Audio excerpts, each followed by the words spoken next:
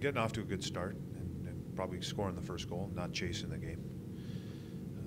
I know based just watching how their score went last night, obviously they were down and they were chasing the game. They got themselves back into the game.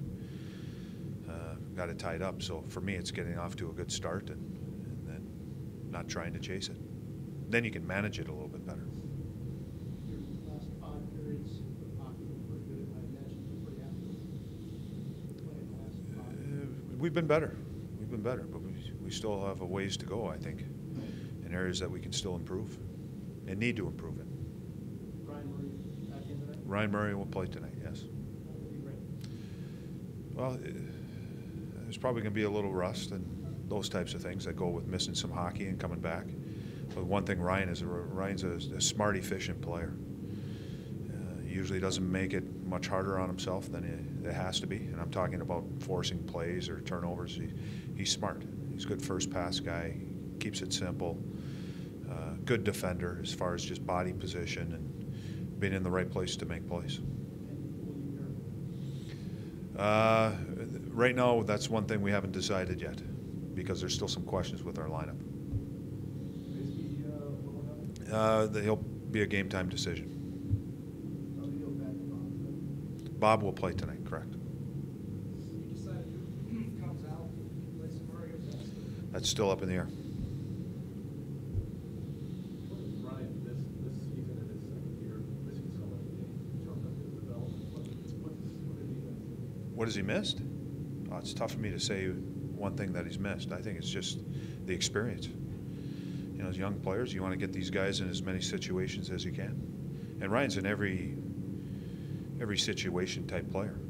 You know, he's penalty killer, power play, 5-on-5, 4-on-4, big moments, 6-on-5, 5-on-6. You know, we believe he can be that type of player. So by not getting the reps, he's missing all of those things.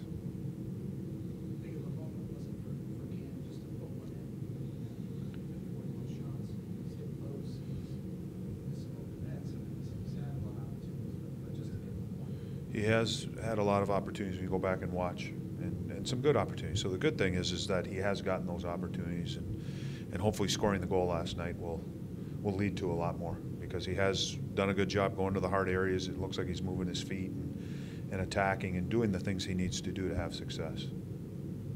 Todd, Nick Foligno, what's he doing this year that allowed him to have a career year? What does he do? I don't know if there's a lot different. One thing he's earned ice time. He's earned opportunities based on how he's played. I think going to the hard areas, playing the front of the net. You know, a lot of his goals have come from there. He's got a lot of talent. He's one guy on our team that can rag the puck in the corner, stop, start, change of direction, and then make a play out of it. He's also strong enough to just protect the puck and be able to absorb a hit or contact and then spin and make a play out of that. It's tough for me to say. You know, I've had Nicky for two and a half, 3 years now, and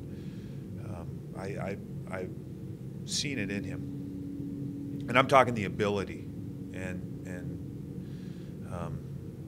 to be honest with you, last year the conversation that we had, I expected him to be a 25, 30 goal scorer in this league, based on what I saw. I'm sorry? I don't know if I laid it out. It was just a conversation. This is what I see in you. And he came in this year with a focus, and he was ready to work and do all the things, and he did it.